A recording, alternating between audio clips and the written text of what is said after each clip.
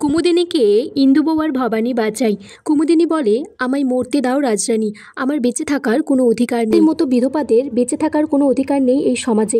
ভবানী বলছে, নেই যখন তৈরি করতে হবে। তুমি মনটা একটু শক্ত করো, এই জীবনের অনেক দাম, বেঁচে থাকা অনেক দামি। ভবানী বলছে, একটা কথা মাথায় রেখো কুমুদিনী, এইভাবে মরে যাওয়া মানে হেরে যাওয়া। বেঁচে থেকে লড়াই করা অন্যায়ের বিরুদ্ধে, সেটাই আসল জীবন। দেবীপ্রসাদ মুর্শিদাবাদের দরবারে শামশের খাঁর সাথে হাত মেলাতে এসেছে রঘুরাজার বিরুদ্ধে। দেবীপ্রসাদ বলছে, ওই দত্তক পুত্রকে রাজ সিংহাসনে বসিয়েছে রঘুরাজা, তাই আমি রঘুরাজার পায়ের তলার থেকে মাটিটা কেড়ে নিতে চাই। শামশের খাঁ দেবীপ্রসাদকে বলছে, তোমাকে একটা বয়ান লিখতে হবে। ভাস্কর পণ্ডিত যে গায়েব হয়ে গিয়েছিল, তার পিছনে রঘুনন্দনের হাত আছে। ফুল্লরা দাসী পিসি ঠাম্মাকে বাতাস করছে। ঠিক সেই সময় বিষ্ণুরাম এসেছে একখান পত্র নিয়ে, আর সেই পত্রে লেখা আছে, ঈশ্বরীর শ্বশুরবাড়ির লোক এই রাজমহলের সাথে আর কোনো সম্পর্ক রাখতে চায় না, কারণ এই রাজমহলের রাজরানী সমাজবিরোধী কাজ করেছে সতীদাহ রোধ করে।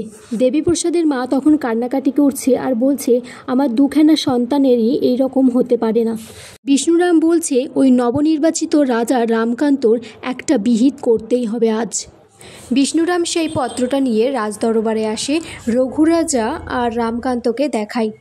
রামকান্ত তখন বলে, এ তো ঘোর অন্যায়। ঈশ্বরী বলছে, যাক কান্ত দাদা, তুমি আমার পক্ষ নিয়ে তাহলে কথা বললে। বিষ্ণুরাম বলছে, আমার ছেলের সামান্য একটা দোষের জন্য সে সিংহাসন বসতে পারেনি, আর এই দোষী মেয়ের জন্য আমার মেয়ের সংসার ভেঙে গেল। এর একটা বিহিত করতেই হবে।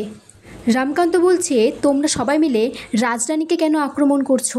বিষ্ণুরাম বলছে, এর শেষ দেখে আমি ক্ষান্ত হব। রঘুরাজা বলছে, এটা কি তোমার হুমকি? বিষ্ণুরাম বলছে, না, এটা সাবধান বাণী। ঈশ্বরী বলছে, ভবানী বৌঠানের না হয় কোনো দোষ নেই।